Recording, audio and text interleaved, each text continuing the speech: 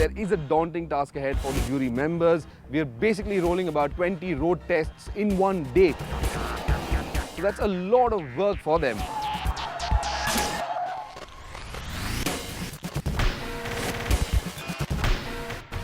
It really does the job. I mean, one would really enjoy having a track day with this car.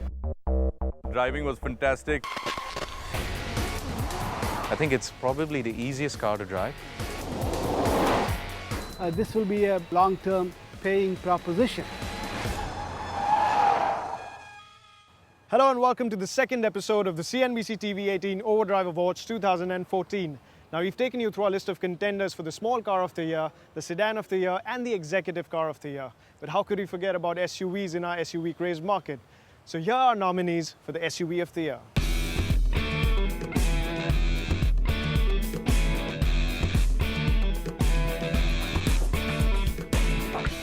The EcoSport is definitely the wow package of 2013, and that's helped it grab a lot of headlines around the country. There's no denying the fact that it's got all of Ford's inherent characteristics. Great ride quality, great handling, very precise steering. Apart from that, there's also those choices of petrol and diesel, which for any consumer, well, it's a big decision to make, and they've got all of those choices available to them.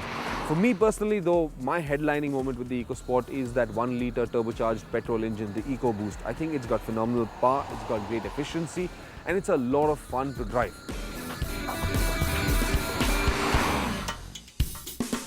For a 1-litre engine, it packs so much of power. I think the turbo charging really brings out that power in that vehicle. Again, it is a good fuel-efficient car, a good fun-to-drive kind of a vehicle, and in terms of value for money, you can't get a better SUV than that.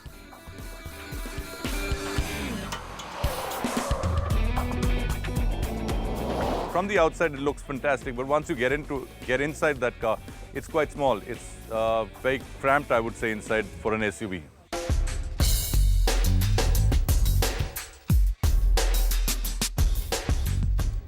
A lot of people didn't put faith in products that are shared by two brands. Classic example is the Terrano, which is one of the contenders for SUV of the year as well as for the car of the year. It's the same platform as the Duster. However, Nissan, well, they've added their touch to it, and what we've got is a premiumness that can't be found in the Duster for sure. If you have a good product that one brand has or one badge has, it goes to the other, it's absolutely fine. I don't think it takes anything away from the customer. When it comes to the Nissan Terrano and the Renault Duster, I think there is enough differentiation on the inside to tell the two SUVs apart. So it then finally boils down to which badge you want to buy or which car you think looks better. Driving it on the racetrack here didn't scare me at all. A combination between a car and an SUV, somewhere in the middle it was there. It handled pretty well. I was quite impressed with it, taking it around the corners there.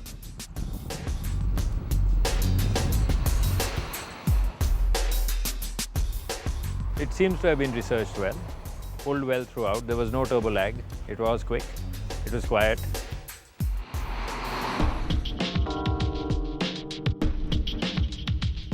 When Honda first launched the CR-V roughly about a decade ago in the Indian market, it was one of the hottest selling products in the market. The first generation CR-V, the second generation CR-V did very well as well.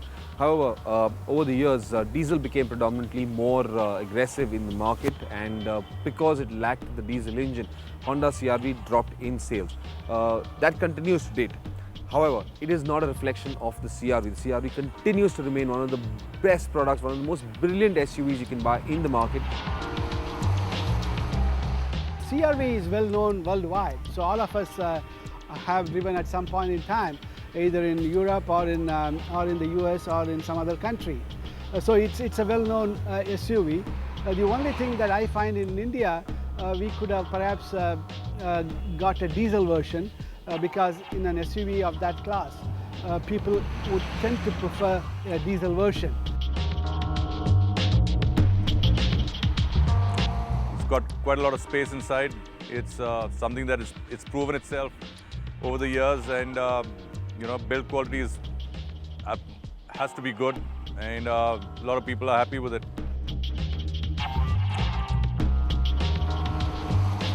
It's huge, but when you are inside, It handles like a much, much smaller car. It's completely tight, it's completely poised. Whatever I threw at it, it handled it without any problem at all. Almost to the point of being boring. Technically, it's so refined. And even as a driver's car, despite its bulk and height, it really gobbled up the course.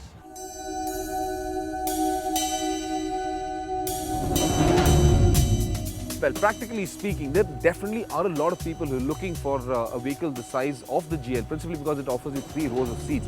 And all 3 rows of those seats are, well, they're fairly comfortable. Even the 3rd row right at the back, it's great for kids, of course, older kids for that matter. So it is a very practical SUV to be had in this market. Apart from that, it's got Mercedes' trademark luxury quality and well, styling bit. It looks good, it looks imposing, it's got great ride quality. And of course, there's that practicality. You can put well, 7 to 8 people in that SUV and well, take it almost anywhere. Just by the sheer size, you can see it's a beast of a machine. It stands much bigger than all of the other cars that were here. Beautiful car to drive. I mean, for a car of that size, it's got a very powerful engine. I think it's maneuvering really well for its size. A 7-seater and a true 7-seater.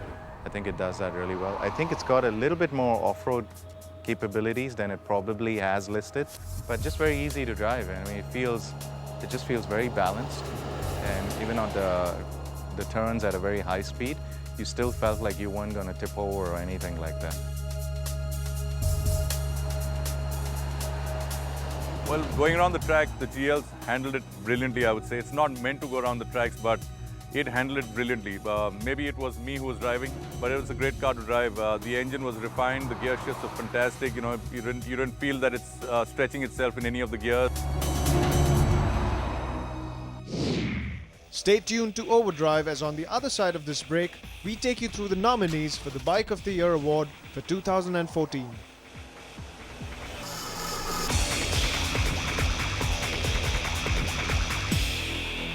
Welcome back. You're with us on the jury round special of the CNBC TV 18 Overdrive Awards for the year 2014. It's now time to award excellence on 2 wheels. Now I have with me Shumi. Those of you who've been following Overdrive know that he is our resident expert on motorcycles. Shumi, before we go into our list of contenders for the motorcycle segment, tell us, how has 2013 been for the automotive market here in India? It's been kind of a strange year because it didn't start off very well, and towards the end, by the time the festive season came around, the sales were pretty good, especially compared to the last couple of years. In terms of product, I think it's been a very interesting year. We've got a lot of new products that not just do good things in their current segments, but things that open out new segments. Towards the end of the year, the action got a little more hectic when Triumph got here. It's very unfortunate that they couldn't get us a bike here for the jury, so they're not part of the awards this year. But I think it's been a fantastic year, and from whatever we're hearing, next year is going to be even better. Well, thanks for that, Shumi. This year we have a different jury for the Bike of the Year award. So before we head into the contenders list, let's take a look at our jury members. Shubhabrata Marmar, or Shumi, heads all two-wheeler testing for Overdrive, and with 13 years of testing experience, he's the most experienced two-wheeler specialist in the country today. Anand Dharmraj is the CEO of Indy Motard, a firm that runs motorcycle tours, track schools, and Bangalore's coolest motorcycle garage. Bharat Reddy is the CEO of British Nutritions and a motorcycle enthusiast with a huge collection of motorcycles. When not in office, he's usually found on the racetrack. Sarath Kumar is India's top motorcycle racer, national champion, and the only Indian to have raced in the MotoGP Championship in the Moto3 category. Siddharth Trivelaw is the Director of Operations of Maya Appliances. Born into a motorcycling family, he's also responsible for bringing in the California Superbike schools into India, one of the most thorough motorcycle riding schools in the world. Vijay Parmar heads Himalayan Motorsports and has been the man behind the Raid de Himalaya since its inception. He's the only jury member evaluating both cars and bikes at the awards.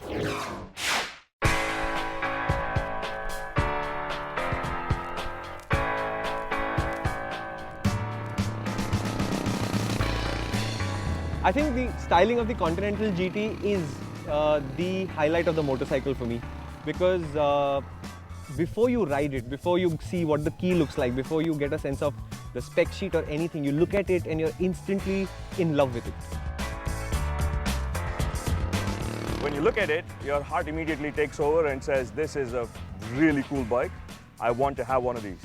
And then you get on it and you start riding. And when you really get going over 80 kilometers an hour, it gets very uncomfortable to ride. From that point of view, I'm a little bit disappointed. I wish for the price that the bike comes in at, it was more refined.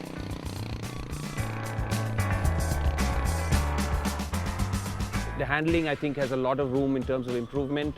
Although the styling and the kind of position for a cafe racer sort of is appealing, the motorcycle itself, I don't think it really handled very well. It's something that probably needs a little bit of work in terms of the handling part of it. Also in terms of the vibrations that you feel on the handlebars around you, and as you're sitting on this motorcycle, it's definitely not comfortable for a long distance ride or anything that's going around the racetrack as such for more than a couple of laps. And that sort of puts a damper in terms of what I would see is from a performance standpoint on the motorcycle.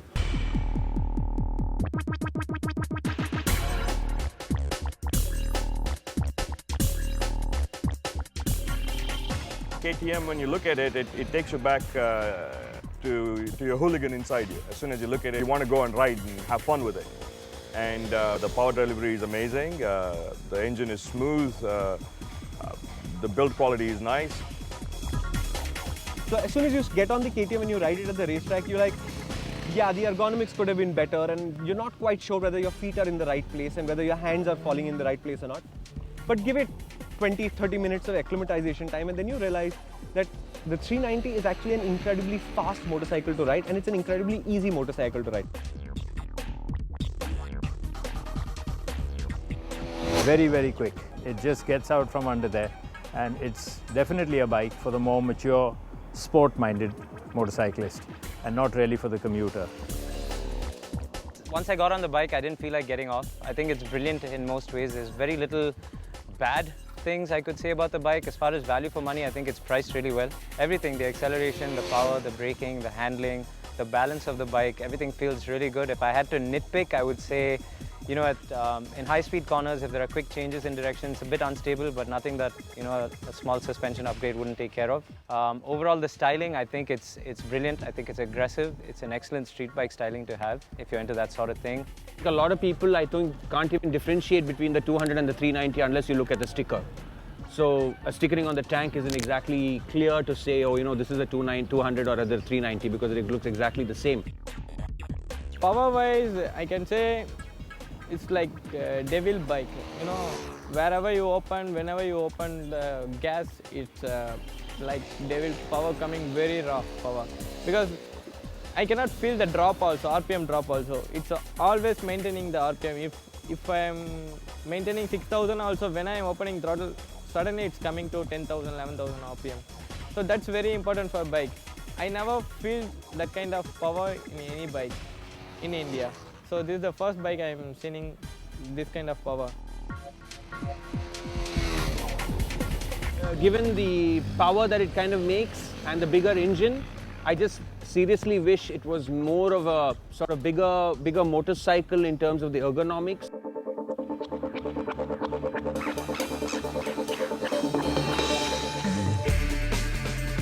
The Mahindra Centuro completely surprised us. Even here at the racetrack, where a 100cc motorcycle is not something you'd really like to be riding, everybody seems to have a really good time on the Centuro. Yes, it's maxed out the whole time at the racetrack.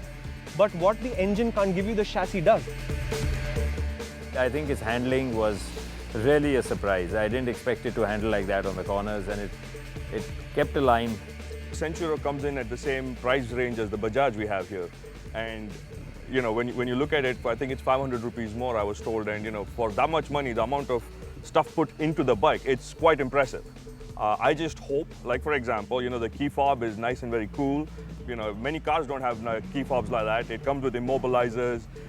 It has a very nicely well laid out digital dash, and you know, it's a very good motorcycle as far as options go at the price range that it comes at. Mahindra Centuro, I think that bike is really good value for money. For what it is, a commuter bike, I think it does its job well.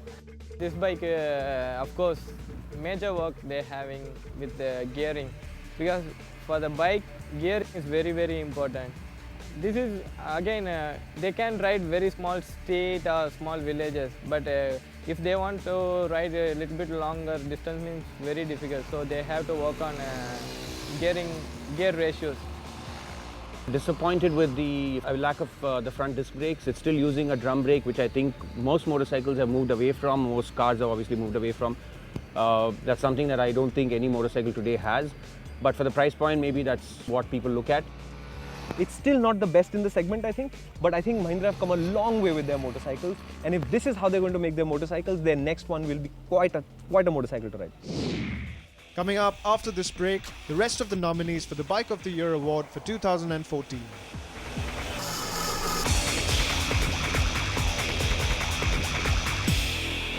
Welcome back. This is Overdrive's Jury Round Special, and we are halfway through our list of contenders for the Bike of the Year award. And here is the rest of the list. My views on the CB Trigger, the best way I can explain it is it's typical Honda. I've owned a few Honda cars before and Honda bikes as well. I've owned its big brother, the CB1000. It's the same ethos I think they brought to the smaller bike. Essentially what it is that it does everything just about right. The Trigger is a really nice bike. I was quite surprised by the way it handled, by the way the power was delivered, by the braking ability. Didn't really expect a 150cc to handle and move like the way it did. Overall, I think it's really good value for money as well, and a really nice bike to ride. The biggest issue with the Honda Trigger is that Honda insists on using that old Unicorn powertrain. Now the positive of that, of course, is that it's a proven, reliable powertrain. It's something that we've seen again and again, and we know that it will feel exactly as it did on day one, 2 years from now. But the problem with that is you do want the product to evolve a little bit, and I don't mean changing the tank and the stickering around. So just like the Unicorn was, the Trigger is a very, very effective, quiet, refined, happy little motorcycle to ride. I think it could be a little more fun to ride on a daily basis. It's a little bit mechanical, but outside of that, there are very, very few flaws that you can poke holes with. With Trigger, again, handlebars, they have to work because the fork T-stem is too shorter, that wider level, so it's too closer. So a handlebar also shaking, it won't work properly. You cannot handle the bike properly. I was pleasantly surprised with the Honda CB Trigger, but I was also disappointed with knowing about the price range at which it comes. So I think here's a motorcycle that I thought was built with good quality, at least from the likes of when I was riding it around the track. Handled really well, fairly, I would say, for a motorcycle of that size, fairly decent in terms of the power that's available on tap.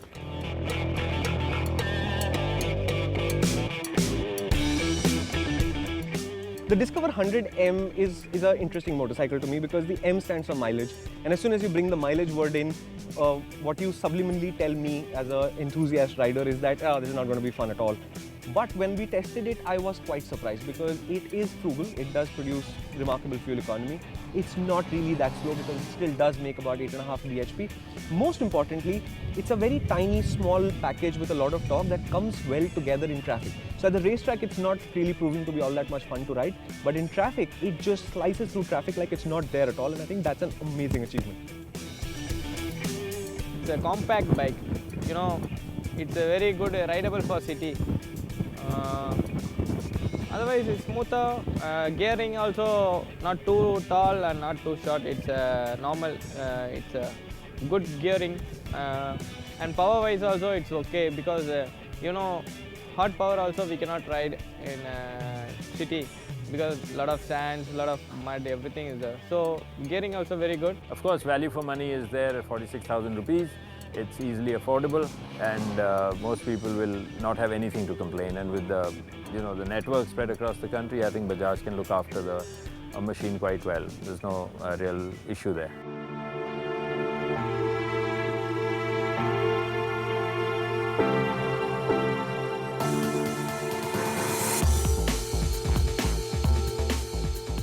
The Aquila Pro, in my book, is the best motorcycle that Hyosung currently sells in India.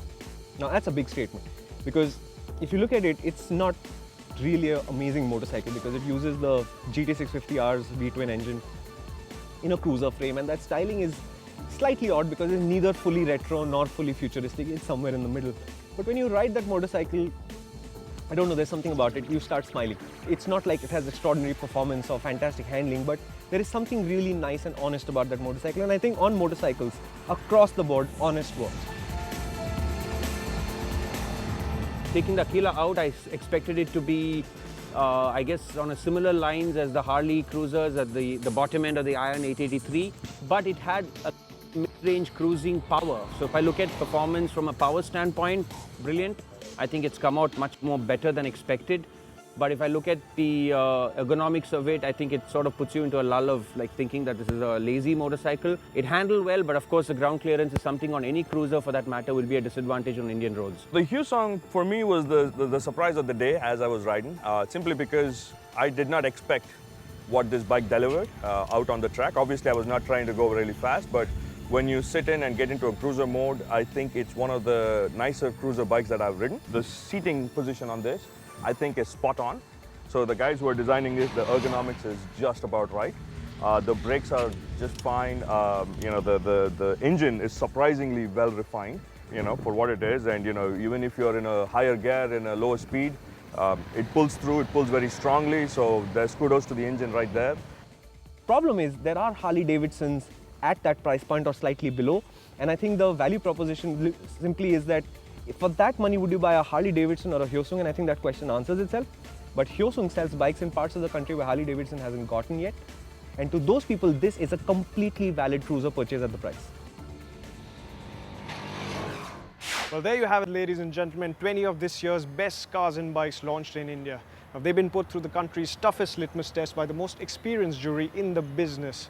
But only one of them shall prevail in their respective categories. Now, they've been tested on things like performance, ride, handling, build quality, fit and finish, design. But we've also kept in mind things like the fun to drive factor and, more importantly, the relevance to the Indian car market. To find out the winners of each category and the coveted Car of the Year and Bike of the Year for 2014, tune into Overdrive on CNBC TV 18 on the 30th of January.